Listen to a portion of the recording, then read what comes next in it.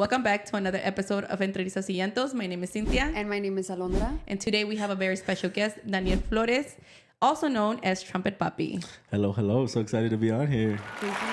Thank you for coming. Thank you so much for being one of our guests today. As we had mentioned previously in the other episode, queremos traer más content creators from Chicago so that you guys can get to know them and maybe know a different side of them, different things that they haven't shared before in their content or lo que sea. If you guys aren't following Daniel, Trumpet Papi, go ahead. You're just known as Trumpet Papi on social media, right? Feel free to block me on all platforms. Also, I don't know if you guys have ever seen the Chacal videos. If you've seen a Chacal in Pilsen, most likely it's him. It's him. And if there's anybody else, beat them up. Yeah, let me know. I will find them. The battle of the Chacales. I know. So just bringing more light into who Daniel is. We're sitting down with someone who is redefining what it means to be a creator. He is a musician. He plays the trumpet. He's an immigrant, an advocate, Northwestern and Kellogg graduate, founder, trumpet player, content creator, and you still find the time to cook because I be seeing your stories and I don't know when you're gonna invite me. Exactly. Invite us. I was gonna make food, but no me dio el tiempo. I'm sorry. Damn. ¿Qué es lo que es famoso de allá de Perú? Todo. Wait. We got El like ceviche. 400 national dishes. Oh, el ceviche for sure. Hemos Yeah. atado, like, I could go on. No, el ceviche está rico. This podcast will just keep going. So besides cooking, he also travels a lot. I don't know how many times I see you traveling in a year. And most importantly, I feel like one thing about you is that you're always building community because of the resume you sent us. First of all, I was like, God damn. I was like, wow, this is too professional. Like, God damn. I was like, hey, can you send us a bio about yourself? And I was like, wait, is this your resume? That ass, I was like, oh shit, I'm impressed. It felt like the cover letter. I know, right? A cover letter for this podcast. I was reading it and I'm like, ah, dang, you worked here? They let you in. No, that ass, I was very impressed. Pero I think lo que resaltó más is how involved you are with building community. So those are some of the things that we're going to talk about, like in what you're involved in and what you founded. I know that you're in running club. You've created running clubs, no? Yeah. You've created running clubs. You're part of the MLS. You're part of the mariachi too? Para mariachi, Barra Brava, so like different supporter bands for the soccer teams, both national teams, MLS, and WSL. So yeah, just supporting the sport, bringing music, crossing it with a lot of different passions in my life. Wait, where did your passion for music start? So my grandpa was actually a musician way back in the day. So in his like pueblo, like 10,000 feet above sea level, he would travel around. That's why my dad has like 5 other siblings he didn't learn about later in life, but he played guitar and he really enjoyed it. They be the musicians, dude. Yeah, they get a bad rap, honestly. But yeah, you can see why. he just had a lot of love to give. Dang. Yeah. So your family's from Peru. ¿Qué parte de Peru? Mi papá es del norte. Se llama Huánuco. Es una provincia. Su pueblo era como 3,000 metros above sea level. Oh, wow. They call it Ceja de Selva. So it's like on the side of the mountain, like overlooking the jungle kind of thing. So they have a Facebook account. I always wish them happy birthday. So shout out Huacrachuco. And my mom's from the capital, Lima. A third of the country lives there. It's a massive city. But she's been around. Like my grandpa worked in the mines. So like she's been into other parts of Peru. Mm-hmm. And yeah, there's just like a lot of Peru. It's just very, very like geographically diverse. We have Costa, Selva, Sierra, desert. Peru is culturally rich and culturally diverse in so many different ways. So yeah. You say Peru, there's a million different experiences even within one country. Yeah. Even the language. Dicen también cómo hablan la gente. Dialectos. Yeah. Yeah, I feel like in all Latin America, there's like those dying languages, the dialects. Is there still like a very high indigenous population in Peru? Yeah, Peru has one of the highest indigenous populations. Over 86% of the country has some form of like native kind of blood. The language that's been spoken, Quechua Aymara, has been spoken for centuries. It still exists and actively used. We had a lot of like Japanese, Chinese influence and Asian influence. So a lot of words also, like I don't know how to say soy sauce in Spanish. Like I say siao, which is actually a Cantonese word for soy sauce. Wait, you say what? Soy sauce. No, tú cállate. Soy sauce. Yo no puedo escuchar dos voces a la vez. What is the word? What is the word? Siao. It's called siao. Like that's a Chinese word for soy sauce. Same thing for like I guess ginger is jengibre. I learned that recently, but we say kion, which is another word. Yeah, like it's just like everybody says that. Yeah. Oh, wow. A lot of mixing. And Dude, all I'm different learning ways. shit. Yeah, same. These are the type of stuff. Like, I love learning about different Cultures. yes, but also like immigrants. Like, why is there Lebanese in Mexico? I want to know what it is that brought Lebanese or Japanese to Mexico. Porque tenemos los pinches cacahuates japoneses. Yeah. Why? And that was because of the Japanese in Mexico. Like, I always like to know why things came to be. Pero antes de que empecemos, tenemos aquí un shotcito. Porque we want to get deep. We want to get deep. Se llama entre... What did you say in the text? You're like the tears and giggles or something? Oh, yeah. Entre tears and giggles. And I didn't get that. No, between tears and I didn't get that till later. And I was like, oh, that's what he meant. Our podcast. Dude, I hope my jokes hit today, please. Like, even if they don't hit here, just laugh at home. No, dude, you're a fucking clown. You stay clowning. Wait, what sign are you? Guess. Oh, I hate guessing. When is your Come on, birthday? The birthday racism. It's in February. That gives it Oh, away. you're an Aquarius. No. You're Pisces. I'm a Pisces, yeah. Okay. Really? I would have seen more Aquarius from you. Wait, No. when is your birthday though? The 23rd. You're a cusp. Cynthia's like, ¿qué? ¿Qué dijo? Saludcita. On that, we'll take this So shot, yeah, first of all, let's take this shot. salud. Salud. Gran malo. Yeah. Send us more. Please sponsor us. Talking about Gran Malo, I do have a little gift. Oh my God. Yeah, we're gonna start giving gifts here, guys. It's not even my birthday. Let's go. A little. Yeah, have you ever had one of these? No, this is my first time looking at this. I love Gran Malo. Their Why are you so collaboration. cheesy, Alondra? That's a cool ass design. It is. It's made with love. Yeah. Not with maldad. With love. Yeah. I'm going to share this. I actually have gifts for you guys too. Midwest Latina. I just realized I said Latina. Shout out Midwest Latina. They're the best. They're originally from Illinois, but they service everyone. I brought you guys our national drink, Inca Cola. Peru's only one of 2 countries in the world that another soda sells more than Coke and Pepsi combined. Wait, What? this is Inca. Inca Cola, yeah. Es como que es un es soda, Sí, gaseosa. pero como Coca-Cola. No, it's Wait. diferente.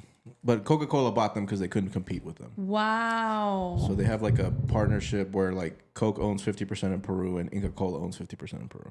Wow. Damn, dude. Yeah. Coke is like Mexico's water. Yeah, no, exactly. Yeah. Yeah, that's why. I mean, most countries, Coke is number 1, but it's like this is one of the best cases of just like a national brand that has like just taken over and like, and it's a Peruvian identity. You say this, you show this anywhere, like a Peruvian will be like, yeah, Yeah. immediately. And I brought you guys some little candies. I ate these growing up. Chicha morada is like our agua de Jamaica, but it's made with maíz. So they're good. You guys Oh, can try shit. them. Oh, And I of can't wait course, to try this. We can never say this enough. Some pins for you guys to wear. Oh, Rocks. Shout out Marimoto. yes. I'll put that on right now. Yeah. Same. Put it on the mic. Let's put one right here. I can't wait to try this. I assume that we have to put this in the fridge so para que sepa mejor.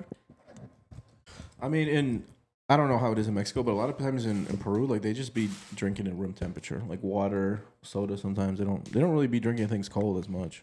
Really? Yeah, I feel like because also ice is kind of like a luxury. I feel like Yeah. for us, like we'd have to get bottled water. You have to like you gotta boil the water, so ice in itself is not necessarily the most hygienic either. Yeah. I feel like now it's a little bit more common to have ice, but back in the day we really just drink it straight up. Oh, it's okay. My sister has a fridge. Yeah, pretty We can make it cold. I know, No, right? but thank you so much. I can't Thank wait to you. try this. Please. Thank you. Y también la chicha morada. Luego cuando los invitas a comer. Yeah. Literally. Oh, yeah, dude. I see his stories all the time and I'm like... Y siempre "Damn." anda teniendo que sus amigos over, que cocina. Y le digo, ¿cuándo me vas a invitar? We could do an exchange. Yeah, I we can can do that. cook. Yeah. Follow-up episode. We'll do that. Oh, we could do have Mexican and have Peruvian. Yeah. My sister will cook. Yeah, Wait, perfect. ¿cómo se Yo llama? vengo con el hambre.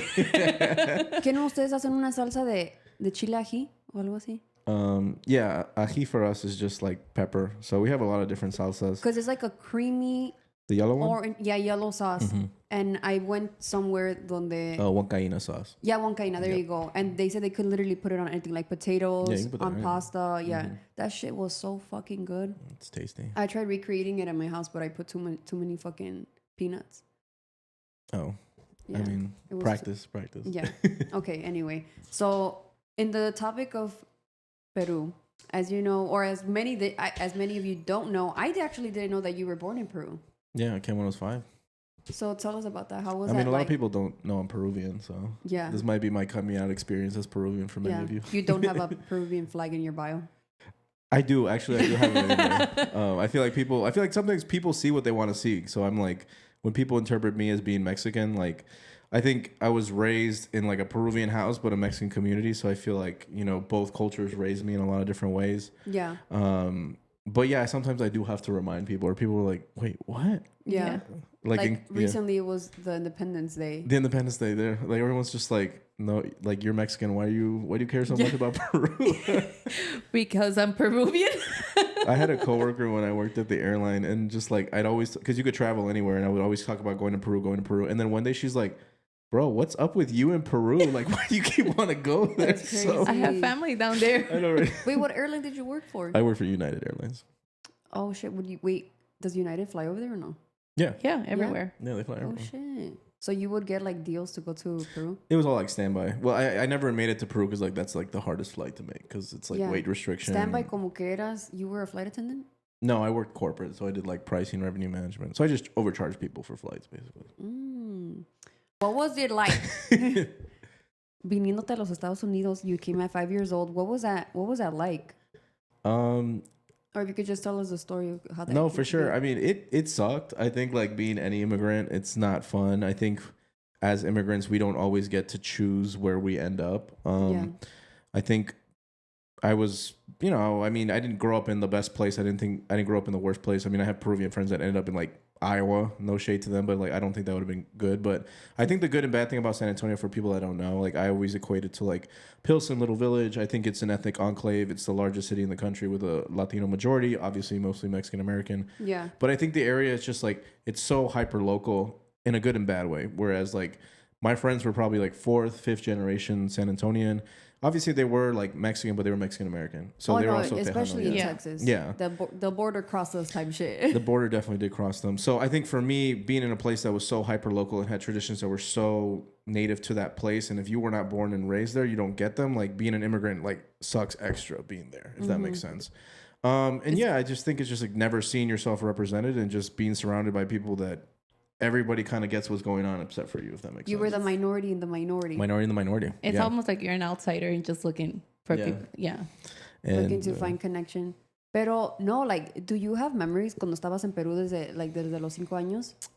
My last birthday there, I was at my tia's house. I had a Fred Flintstone piñata that was lit. A Fred what? Fred Flintstone piñata. Aww. Yeah, it was cute. But then my uncle like force fed me beer and I just spit it on him. So it's my first drink. I mean, that's pretty normal. I mean, in Mexico, they say imagine we were white hoes. They would be like, that is horrible. That is child abuse. They just call that DCFS. That is a rite of passage. No, let's not normalize that. Yeah, let's not normalize it. We're mandated reporters, I think just like my grandparents' house, I have like vivid memories there. Like they had a turtle in the backyard. There was this little tree. My grandpa, I love my grandpa. He was always like super present. I only got to meet one of my grandparents on my mom's side. ¿El que era músico o no? No, I never got to meet him. I don't know. Yeah, he didn't want to stick around for me to, pull up and whatnot. But I just remember my grandpa would every day, like he was a super great guy. I love him. Abuelito Coco. Every day he would just come by. He always like bring small things, you know what I mean? Like just a little candy or a little toy. And then one day he brought, I think one of the tables were messed up. So then he brought it back. And then I was like, Abuelito me trajo una mesa. And it was like my little table, even though it was like Para the coffee como table. de niñitos. Yeah, no, but it was actually like the coffee table that Yeah. went to get But fixed. it was So it was for always like like your my height. table. Yeah. So when I actually was leaving, I was like, wait, where's my table? Like we didn't bring the table. Oh. How did your parents even have like a conversation like, oh, nos vamos a ir a un lugar? Like obviously they don't tell you Where they're gonna go. No. Pero I know that you said that your mom was a nurse. She was a nurse, yeah. Because I was asking them like, how did your family come to the U.S.? These were conversations we were having in the car because I'm just like, wait, I don't know shit about you. No, I was just reading. I'm going off based on the bio that you sent because I read it all. Yeah, like, because who are you? No, because básicamente, honestly, I'm like, wait, who are you? Because I feel like he's very known. This motherfucker has came out in the TV. So if you guys don't know, we're gonna post a clip right here of you probably seen him. Yeah.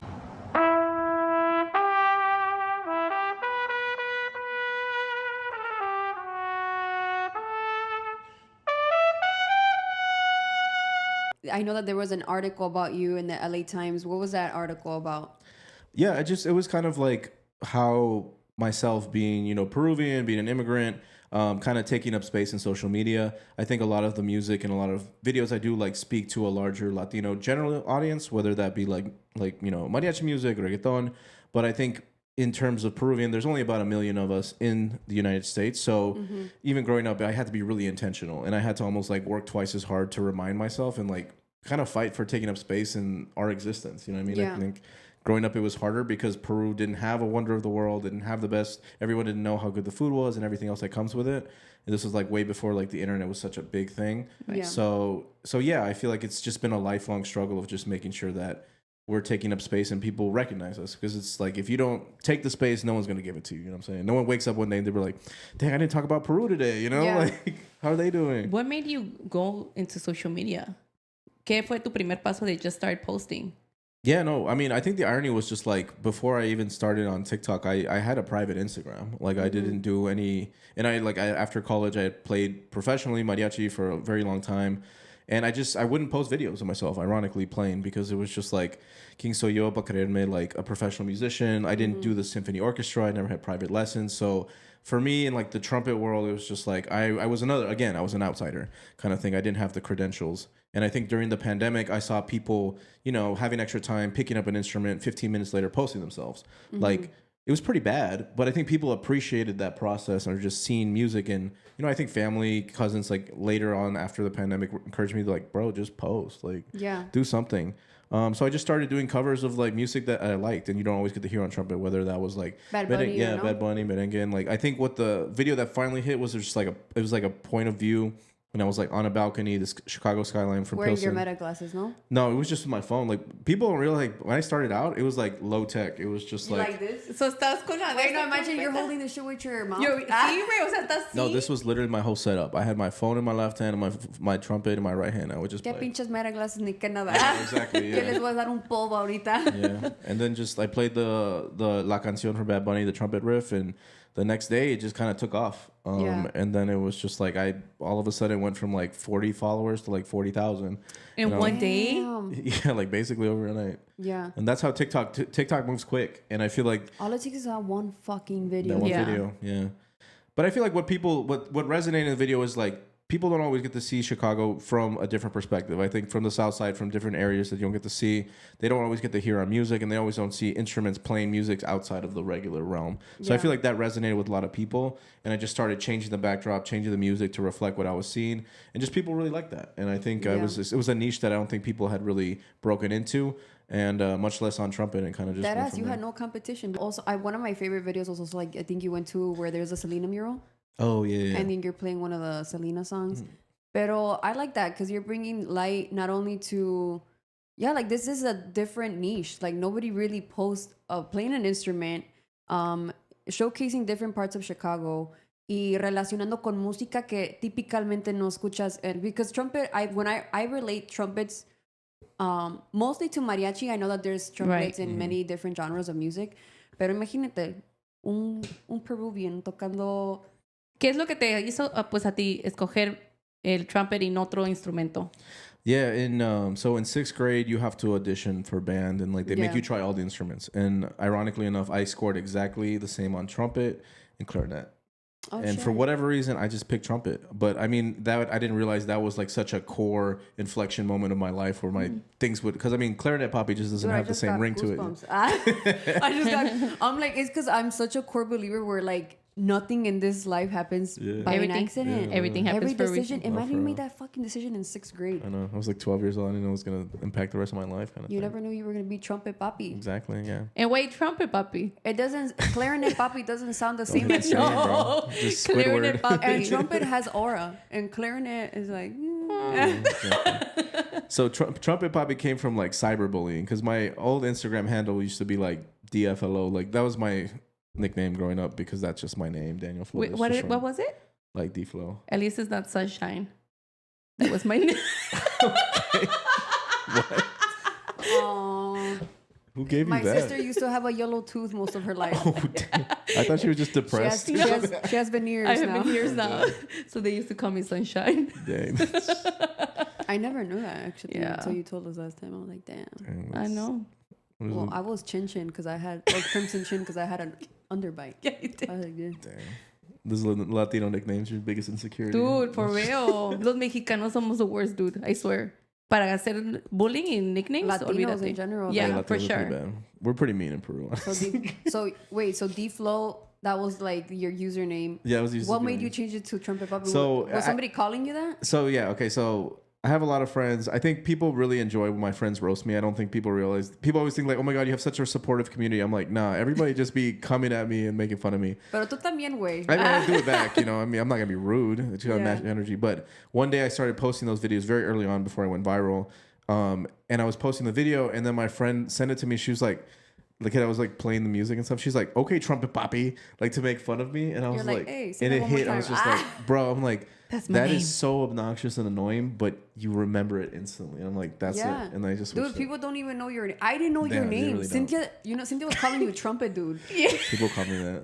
No, I always call him, hasta Javi le dice Trumpet Papi. Yeah, or trumpet. Yeah. You're like trumpet dude. She's like, but I think I didn't know your name at first. But yeah, it has like a little ring to it.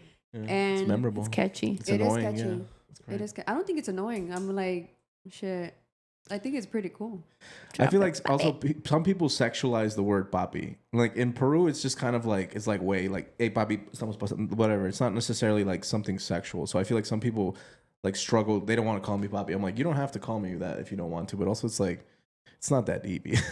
Like, No, that as for the respect of my relationship, I saved you as Trumpet dude. But I call you Trumpet Papi too, Marlon. He has no problem with it. But I was just Yeah. like, what if he says, yo, because I have trauma from my past relationship. Dead ass. But I say Trumpet Papi in front of Marlon, and it's I like say it in he front of doesn't. Javi y también no, como que no dice Yeah. nada. But when I was first saving your number, I was like, I'm gonna put it as Trumpet dude. But I get you because no, it does. Like honestly, aquí yo creo que estando en los Estados Unidos, yeah, there is like a sexualization to it. Yeah. Pero yeah, Yeah. like in Latin American countries, especially like, well, I know you said in Peru, but I also think of like in fucking Puerto Rico or in Yeah, Dominican Republic, they Caribbean. literally, yeah, in Caribbean. Pato dicen islands. papi. Uh-huh. So I like that. It has a little ring to it. So what made you come from de Texas? ¿Cómo es que te viniste para acá, para Chicago? yeah. So I, for college, I think my parents sat me down when I was like 14 years old and they were like, we don't have any money. You need to By figure yourself? Yeah. They're like, you got to figure this out in At terms of like 14? college. Yeah. Entering high school. Immigrant parents, you know what I'm saying? Oh, shit. So I mean, I think I didn't really know much about colleges. I was like really ignorant. I feel like in also San Antonio, a lot of people just don't go to college. I think it's Yeah. the largest. I think it's the second of all the major cities, the second least with like college degree holders. So I didn't realize that like the only professionals I really knew were like my family doctor and my teachers. I wasn't exposed to a lot of things. Like my neighbor was a bus driver. The other one was a painter, and the other one sold drugs. So like not the best career fair Probably the growing most up. successful and shit. Yeah, right. Had the most money. Yeah. But yeah, no, I feel like I worked really hard in high school. I didn't know necessarily like what I needed to do. I just like, I got to make really good grades. So I made really good grades in high school. And thankfully, like I found out a scholarship. It was called Questbridge for like basically low income, Yeah. high achieving students. And the only thing about the scholarship is like, if you apply and you get accepted to one of these, like 20 schools that are really good, you have to go. So Yeah. I ranked 8 schools, and then Northwestern was one of them. Which is an amazing school. Yeah. It's a great school, yeah. That's what they tell me. I mean, I met a lot of really dumb people there too. So Goddamn. it's, Northwestern, why the fuck they didn't give me this? no, but it's hard to go if you apply from Illinois. It's a lot harder. Yeah.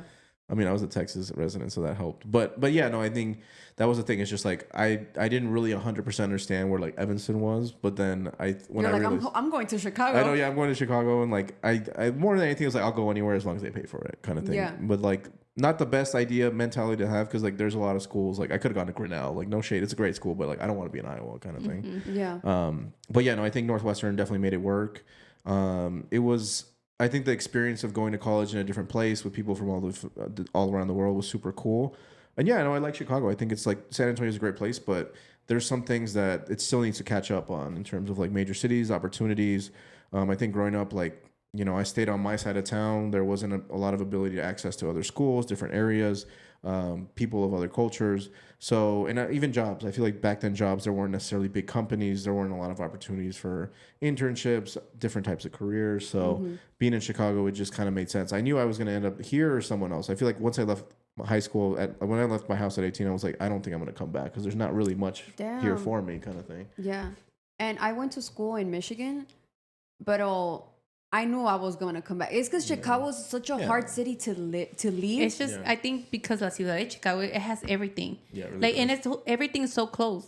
So it's like, why am I going to be driving an hour to go to a bar when I have it like 15 minutes away here? Yeah. I think for sure, like, I feel like, I don't know, and I can relate to this with Marlon. Marlon is from Michigan, and he even says, like, people from Michigan want to leave. Like, and all the people that I went to school with that were, like, residents of Michigan, they were not going to stay in Michigan. But I'm just like, I'm going back to Chicago because, first of all, we have, like, we probably have more than 300 family members here in Chicago. Oh, for sure. Yeah, that I mean, like, just a close family is 100. For me, yeah, and for me, I'm so family oriented. So could you relate to that? Like, ya sé que una decisión is like, I'm gonna go to school, pero how was that decision process of like deciding like, no, I'm gonna stay here to live? Because I feel like you're also very family oriented. Yeah, no, I love my family. I think it was just tricky. I think it's one of those things where the writing was always on the wall. Like, unfortunately, San Antonio doesn't have a lot of really great, it has great schools, but not necessarily at like a Northwestern level, Yeah. I think, it would have been perfect if I could go to Rice in Houston, which is a really great school. Yeah. But also like it's financial aid too. Like, the state institutions, there's so many more students, there's just not opportunities. And ultimately it's just like, I love my parents, I love my sister, but we already did this. My parents uprooted their life. They came here, they brought us, like, they had to leave everything behind. It's just like, I'm just continuing on the legacy. Even my dad, I think he was born in his really remote village and like they didn't have a high school. So when it was time for him to go to secundaria, like he had to go to the capital, like all his other siblings had kind of done. So it's just like that migration was just very natural. And then San Antonio, even though it is a big city, it's like, it's not in a big city, if that makes sense. Yeah. And opportunity-wise, I knew I was going to have to make another jump and just kind of continue that. And as an immigrant, I feel like it was a blessing and a curse not having a lot of family because it was just my parents and my sister. So there wasn't something like grounding me as much. Yeah. I mean, I didn't have 100 in Peru. I have 100 family members, but like elsewhere, like not necessarily. So I think that the decision was kind of made for me. Do you have any family members here in Chicago? My sister moved here 2 years ago for graduate school. Yeah. What? Wow. Why have I not seen your sister in videos? I mean, she be in there. She made stories. Like, She be in my Peruvian Run Club. Yeah. Bro, she like the opposite. She had a private Instagram. Like anything I post her in, she'll just like put in her close friends. This is news to me. I didn't know your sister was here. Yeah, she lives in West. School?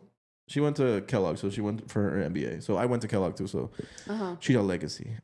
Oh, but that's crazy. I mean, like, let me quote the Jaime. It's just like our family members can say their legacy. My sister replying like, they asked a question. It's like, did any of your family members attend Kellogg? And she said, yeah, my brother attended. Which is like, damn, I didn't think we're gonna jump have that generational thing so quick. Yeah, that's crazy. Yeah. Wait, I want to meet your sister. I like try to gatekeep her because everybody likes her more. I have friends from college. I'd be like, oh yeah, I had this lunch with Patricia. I'm like, bro, you haven't had lunch with me? Like, damn. No, my sister's just really cool. Like she's an Aries? No, she's a Sagittarius. But yeah, no, I mean she's also really smart. She went to Stanford, so I'm the dumb sibling. Yeah. Nice. Okay, Patricia, if you're watching this, I want to meet you and I want to go out for lunch too. Exactly. Yeah, bring her on the podcast. She's funny. Aw, damn. She's gonna be roasting her brother. Oh, no, literally. I feel like this is such a good example of like the American dream. Like, this is exactly what our parents wanted. Porque imagínate, tú y tu hermana fueron a buenas escuelas. You guys are chasing that dream. Even like how you said how it's already instilled in you to... It was easier to branch out and to move to a different state porque ya ves el ejemplo que tu papá hizo. Sure. To go to a better high school in his country. Yeah. Like, that shit's crazy. Like, my parents didn't even get to go to high school. My parents had a 6th grade education. My dad probably 4th. 3rd and 4th. That was it. Yeah. But you guys too. I mean, like, you guys are all very successful. You guys went to school. You're a homeowner. You're both homeowners. Like, you have your own content. Like, you're operating basically 2 independent small businesses. Got a podcast. Like, I think, all our ancestors just dapping it up there, I know. I love that. No, dude, like, we're literally our ancestors' wildest dreams porque las cosas, like, I don't even have kids at my age. Where they're probably frowning upon me and shit, like, mija, ya cásate. Yeah, sí, yo me acuerdo que también mi mamá me decía when I used to go out and stuff, and with my friends especially, I was in my 20s and my mom would be like, ay, mija, yo veo en ti lo que yo quisiera hacer, lo que yo hubiera querido hacer cuando yo estaba joven. like en tu edad. And I'm like, oh, but you got pregnant of me. Because that was her escape. Like, that was her escape. That was her escape, supposedly. Yeah. My mom visited. I don't know if I shared this in an episode that my mom visited my school when I was a student in undergrad. Did you take her out? Yeah, I did take her out. I took her to frat party. That's Dude, so my mom funny. used to be down. For everything. Yeah. Even to Oh my smell. God. She don't speak English, so she used to smoke. I'm dead. I'm gonna rat her out. I'm gonna rat her out in this episode. No, that ass. Wait, I don't know if I've shared this story, but just a little quick side story. When we were in my apartment my senior year, and we were smoking, and the alarms went out, and I was in a school apartment building, so actually campus security could still come to the building and get us in trouble and actually charge us a fine for smoking inside a school property. And all of my friends were smoking, and they all left. Actually, man, fuck y'all. But whatever, it was the campus security. You have about 10 minutes before they get to your dorm, because it's a small campus. Right. So you have about 10 minutes. So I just stayed there with my mom. I thought, where the fuck is my mom gonna run to this fast? So then we were like, you guys can leave. My mom, bien inteligente, she's like, mija, dame unas tortillas, las voy a quemar. Dang. So ahí se empieza, wait, why were we waiting? And she's still heating up the tortillas, todas quemadas. Campus safety comes, and my mom was just like, oh, tortilla. And they're like, oh, okay. Obviously, they're not going to think that this lady was also smoking with us. Dude, I didn't even know this story. Genius, And they left immediately. But if my mom was not there, they would have questioned the fuck out of us or whoever. No, exactly. So, Oh, there's an older lady haciendo las tortillas. dude, it smelled like tortillas could smell like I don't know, but they saw her and they're like, oh no. And yeah, so they didn't even, they left right away. And like, I'm like, and then I took her to a frat. I took her to a class as well. Okay. And she Facebook lived. Oh, for real? Deadass. Dang. What was the comments like? I don't fucking know, but I was doing a presentation and people were laughing, and my mom got up and started recording. Not just recording. I found out she was on Facebook Live, and she's like, aquí está mi hija haciendo una presentación. And then yo la regañé. I was like, Ama, you know that you can't. I was lying. I was like, you know that you can't be recording in a class. Y la regañé. I was texting her. I was texting her this as soon as I finished the presentation. My fucking face was red as hell. I was pissed, but then as soon as we come out of the class, porque sí se quedó así como una niña regañada. She's like, mija, yo no sabía que no puedes grabar. I'm like, sí le tienes que pedir permiso a una profesora. And then I was telling everybody the story, and everybody found it so funny. She's like, ya pues, ya para de decirla. I was like, no, ahora te aguantas. Wow. She was just trying to be a content creator. You crushed her dreams. I know. You know, she probably has like the footage of that. to this day, account. she still does Facebook. Like, No, my mom was having she had a YouTube channel. So, and the reason why it ended was because I left I stopped living with them. So then, because I went back to Michigan after college. Okay. So it was hard. Cynthia was not going to come to the house to record her because I was still living with them at the time. That makes sense. So then her YouTube dreams ended, but you could still find them on YouTube, Doña Lupe Vlogs. And my mom lives for the fucking camera. Yeah. Both of my parents. She got a new subscriber right here. Yeah. Pero the point of that story was that I remember her walking through campus and her eyes were like just so amazed. And it's a really nice campus. Yeah. I'm not going to lie. It's a very nice campus. And it was during the fall, so it's even more beautiful with all the leaves and everything. She's just like, como yo quisiera que yo fuera a la escuela. And I'm just like, ay, señora Lupe. Ten, te doy mi mochila like this. Yeah. And like, I wish, I'm like, imagine like what is it called? Like the alternate universe. Un universo alternativo. Yeah, like en otro mundo que ella fuera, o en otra vida que ella fuera la que sí fue a la escuela, la que sí siguió sus sueños. So, yeah, dude, like, first of all, ice out. We are the product of immigrants. Literally. Like, I feel like these are like a perfect example of the fucking American dream. So, shout out. Shout out to all the immigrant parents que hicieron lo imposible, todos los sacrificios para que nosotros podamos vivir esa vida. And then also, like, pass it down to our kids. Like, our kids are going to have the higher education? Yeah, the college. 12 or higher or whatever. Like, that's crazy.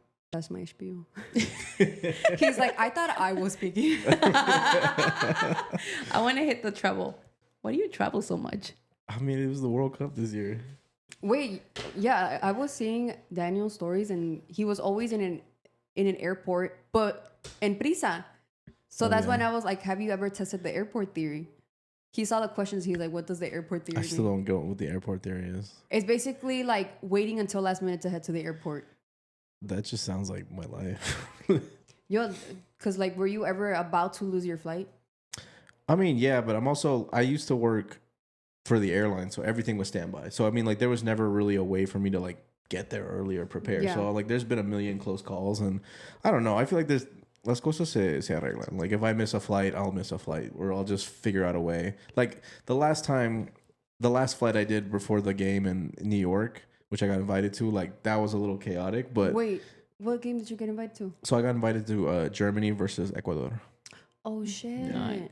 That's badass. I know, it was fun. But it was basically like my flight got super delayed in midway, so I was just like, you know what, fuck it. Like I'm not gonna so a banderazo is basically like a big rally. So they always do that the day before the game. So I was going the day before the game. And my friend, he invited me to play with Ecuador's band that had played for them in Kansas City. And I'm like, dude, it's gonna be Times Square. There's gonna be thousands of Ecuadorians. He's like, I can't miss that. I gotta go. Yeah. So then I changed my flight.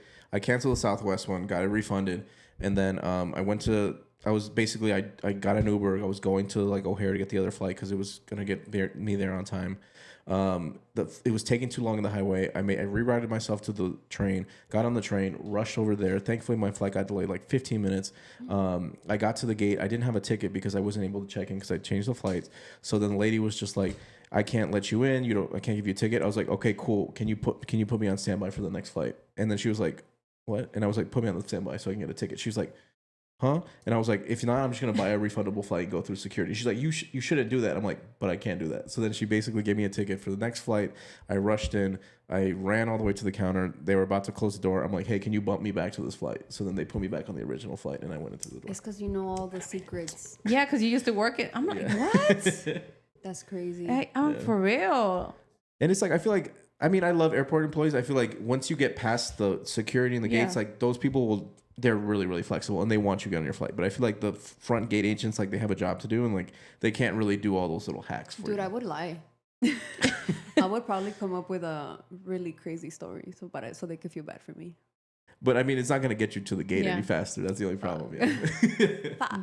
But it was so cool. I made it to Banderazo. Like it was such a cool experience. I think going to the World Cup, you know, I planned for this like 3 years ago. Like I started playing in the soccer bands because I knew this World Cup was going to be the most expensive and the hardest one to get tickets to. So back in that moment, like I've played with Peru's band. So like 2 years ago in Copa America, I was, you know, doing the heat up with them in the United States, playing in their band. For people that don't know, like the barras are like a drum line with horns. And like they just go crazy, man. Like they bring the environment. Like everyone's chanting, everyone's jumping on, dancing. So I'm like, I want Peru to go to the World Cup, and it's in the United States. Like I gotta go with them. But I was smart, and I realized like anything can happen, and it's Peru. So I also started playing with the United States band. So they have like a same kind of type of band, like Latino. They play with drums, they chant in Spanish, and I also supported them. So through that, I was able to get tickets to go and perform and kind of be with the band to get into. So dices, si no es de uno, es de otro, and I have to be. I know, yeah. I've never, like I love Peru, but I would not put all my eggs in one basket for them. God. It's soccer. And somos campeones del mundo en la comida and like a lot of other things, but soccer, not quite. And we were in the hardest group in the world, so it's tricky. So wait, how many World Cup games did you go to this year? So I went to 4. So 2 of them were with United States, 2 of them with Ecuador. The one I got invited to was through Mi Gente in Marimoto. So I'd previously done some. I was really proud of the video I did. I don't know if people saw it. It did really well, but it was basically, I had the idea of like, what if we put all of the individuals whose life was taken by ICE on USA jerseys and say like, they should have been here to be able to experience this. Yeah. So I kind of did like a mini vigil in my house and like, I don't know, I feel like it really resonated with people. And I feel like I was especially proud because I think during World Cup, like there was so much noise, there were so many videos and everything was just like so pro World Cup. Like no one was being like, hey, the World Cup's messed up. Yeah. Or all these things that are going on. Sí, mira ese video. Yeah. And like that being able to cut through, I feel like that's like the importance and like conversation that need to be said. Wait, were all the games that you went to, you were invited to? No, I got invited to 2 games, and then I had to pay like $60 for 2. So in total for the 4 games, I spent $120 on tickets. Dead ass. Must be nice. That's crazy. I mean, I had to work for it, but good for you. This is kind of tying back to how like your content creation started. Like just start posting porque no sabes. Yep. No sabes todas las oportunidades que pueden venir de tu lado. Like comparison is a thief of joy. Is there going to be better trumpet players? Maybe. Yeah, there definitely are, yeah. Is there going to be better content creators? Pero no hay nadie como tú. Like, nobody can steal your essence. Even if there's, like, anybody who wants to get into doing content creation, just start posting because nobody is like you. Like, everybody's made different. The typical question that everybody asks is like, ¿de qué pongo? ¿Qué haces todos los días? Cocinas, lavas esto, cuidas niños. ¿Qué es lo que te apasiona? ¿Qué es lo que quieres hacer? Just start posting whatever you feel more passionate about. Like, él le gusta el trumpet, le gusta poner música, but now you do sports, now you do música, y te gusta hablar mucho de la comunidad. So, and then my sister, a little bit of comedy, and now events. Me? Motherhood. Food, motherhood, my travel, everything, my life in general. Pero obviamente le digo, nada te va a impedir que digas, ay, esto no puedo ponerlo. Like, just fucking post. Yeah. Just post. That's why I tell people, like, the only mistake you make in content creation is not posting. Like, that is the biggest mistake. And also, you've already done the hard part. You whatever subject matter expertise, whatever you're passionate about, you've already done that. Just do the easy part, which is posting. Unless you're like racist or like misogynistic, then maybe right. Maybe start journaling. Yeah, respectfully. go to your therapist. Yeah. Well, the reason I saw this one video and I was just like, this reminds me of you because of the resume you sent us. I'm like, the resume, the bio. You're so involved in different organizations, or like not even organizations. You're involved in so many groups. Can you briefly just mention them one more time? Yeah, that's a long list. I play with the Barra, so Sector Latino, with the Chicago Fire, Blanquirroja with Peru, Barra 76 with the USA. I also started a Peruvian run club called Chicaskis, so Chicago Chaskis. When do you guys meet? We meet every month, usually Saturday, Sunday, and then we go eat at a Peruvian restaurant afterwards. I volunteer a lot with my scholarship called Questbridge. I'm still involved with my university, so I help with the Latino alumni of Northwestern, do like some mentorships and a lot of like just volunteer stuff too. Yeah. Make a wish, all that stuff. You also been in the news. Been in the news a couple times on the slow days, you know. Telemundo? Telemundo. What was that Univision. feature about? Yeah, they were kind of basically doing profiles on different fans and like their involvement with soccer and Latinidad here in Chicago. So I was able to do that on that. Back when the NBA was still in season, like there was something that happened at one of the Spurs games that was kind of racist and went against his fans. So kind of spoke up on that. So it was kind of cool. I never thought I'd be on like Telemundo nationally talking about my favorite basketball team. But yeah, no, I feel like it's one of those things. It goes back to is like if something needs to be said, we should say it. You know, I don't think we should limit ourselves or wait till someone else says it. I feel like we all have opinions and certain things need to be brought to light kind of thing. And people should be held accountable. Yeah. I think everybody in life has a different purpose, gifts as well. Like, mi mamá siempre dice, and this is tying back to, también to like even playing the trumpet. My mom always says que nunca dejes un regalo que te regaló Dios, because she's very religious, go to waste. Porque por una razón, el universo, Dios te dio un cierto regalo. And so, like, don't let your gifts go to waste, even if it's playing an instrument. Like, you don't know how far that can get you. But I also think you are, like, in this lifetime, like, you are a connector, because that comes to show, like, how well you are involved in the community. And I think you are that. Like, even when... Do you remember how you met us? Do you remember the first day we met? The first day I met him was... No le digas. Le pregunté a él. Dang, this is going to be tough. I feel like it was one of those, like, invite. So there's a lot of different people there. Yeah. I don't remember the exact There's a lot one. of those. Yeah. Pero I feel like wherever you go, because I remember meeting you in the Raíces event, briefly. Oh, yes, yeah, because Genesis event. Yes, I remember that, yeah. So I met you there, but I didn't start talking to you until the event that I took my sister in, which was the Noche Buena event. Oh, yes. I met you there. Yeah, and I just love when people are inclusive. Like, I love when people are inclusive because I'm also a connector. I love when people meet people and, oh, have you met this person? Have you met this person? Porque I don't like making people feel like left out. Yeah. Because I feel like I've been in situations where I wasn't included. I'm like, I cannot make others feel that way. Yeah. So I feel like Daniel is very much that type of person where like he will like introduce others to other people, like get to know this person, to connect. And even like the things that you're creating already now es para que la gente se conozca.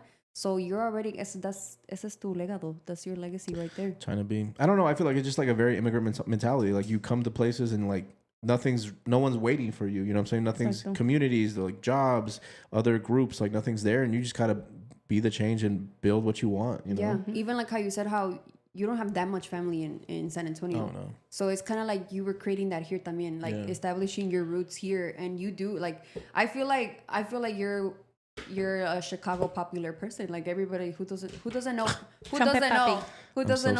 No, but I feel like it's just like one of those things with networking. I feel like for me, ever since even when I was in high school and when I came to college, just like I knew absolutely nobody, you know, like I was poor. I was the first in my family to go to school. It's just like, no tenía de otra, you know, I really got to figure out who like get to meet people and like who's actually going to have my back. And it's one of those things where I always see it as this way, like every person in this world has something to teach you. You know what I mean? Like there's value in every person. Like don't ever think you're better than anybody.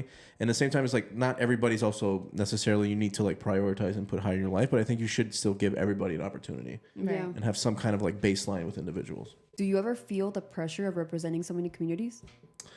I feel like yes and no. I think sometimes I do have the privilege where sometimes my content isn't necessarily centering myself. Yeah. And I that's kind of my favorite content because it's just like it's not about me. And I feel like sometimes intrinsically motivated, but people don't realize like, I don't really like being in front of the camera. Like so much of my content is like was not, but I feel like when things need to get done, I'll be in front of it. So I really enjoy being able to like speak up on certain things, but when it doesn't involve me, like I will go so hard for it. But sometimes when it just involves me, it's a little tricky. But I think it's a privilege too. I think it's just like I could be the face for someone's future. You know, I think when I was growing up, I didn't have Peruvian friends. I didn't know a lot of different people. I didn't know people that went to college, and it's just like being able to be that person I needed back then. It's just like it's a responsibility, but I think it's like also a really big privilege and honor to do.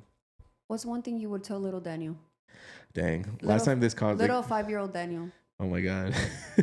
Dude, this question messed me up the last time they asked me. But I just feel like just sigue adelante. You know what I mean? You never know. Oh, quiere llorar. No, like this question messed me up, bro. There was an interview they asked me like they rocked me, dude. I don't know. There was just like so many different lived experience that I went through, so many struggles, so many moments that I was just like, why am I here? And just like sigue adelante. You know what I mean? Like you're gonna impact so many different people. You're not even gonna know. You're never gonna get to fully understand the full scope of what you're doing, but keep doing it. You know, like be that person that you wish you had, kind of thing. Oh, that's so sweet. Yeah, that's nice. That question wasn't there. That one came from my brain. She made me learn the jugular. She's like, I was like, how can I make this let me motherfucker mess cry? him up. What about personal? Like, no estás casado ni nada, no soy tienes casado, hijos. no tengo hijos. Are you looking for like what is it? ¿Estás Estás buscando para que te promovamos ahorita. No, my tia asked me this question. She was like, hijito, ¿estás enamorado? And I'm like, de mi país.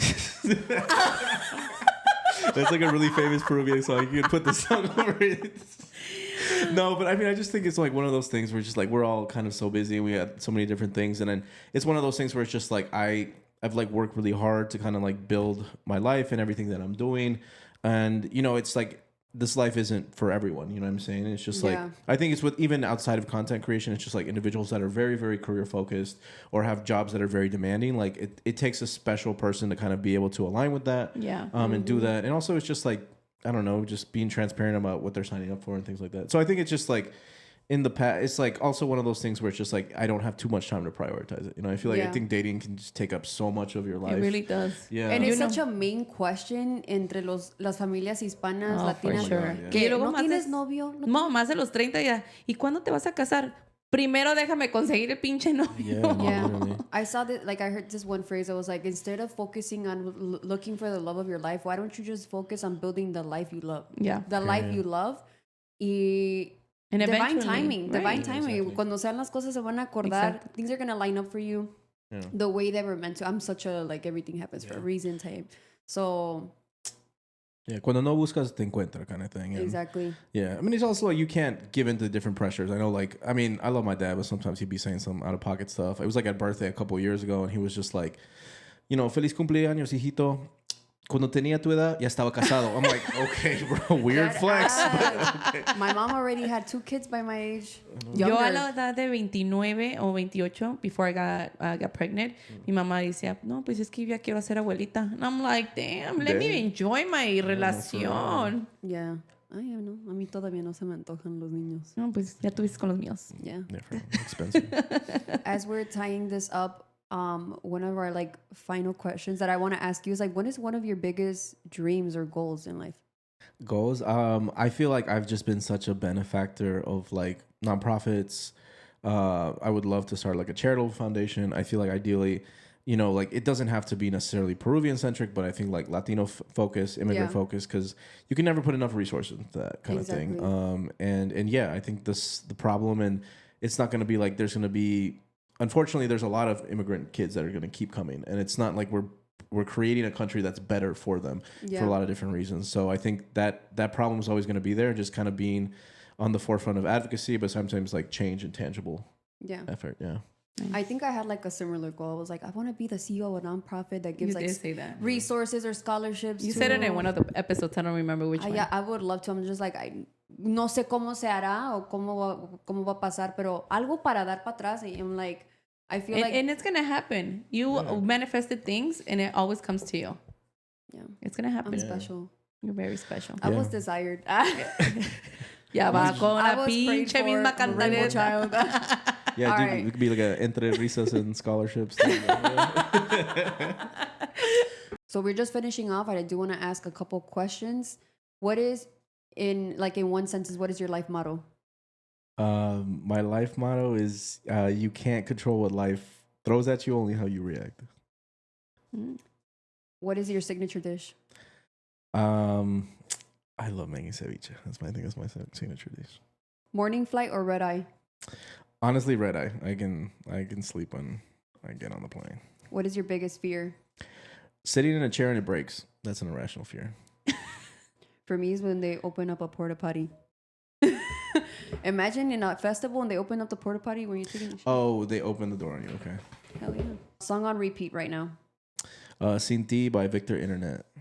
Favorite Chicago neighborhood. Pilsen. Favorite Peruvian restaurant here in Chicago. In Chicago, Lima Restaurant. They started on doing pedidos on Facebook, and now they have a brick and mortar. Best purchase under $100. Dang, that's a great question. That's all my purchases.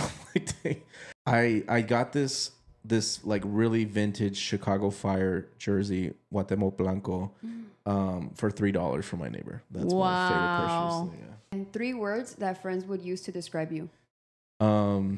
Funny, sarcastic, and a little annoying. What is your biggest pet peeve? I don't like hypocrisy. I think when people just kind of demand something and they don't do it themselves, like that kind of grinds my gears. Mm-hmm. All right, that is all for today. Thank you so much, Daniel, for being one of our guests. I feel like if you didn't already know Daniel, now you do. Multifaceted as fuck.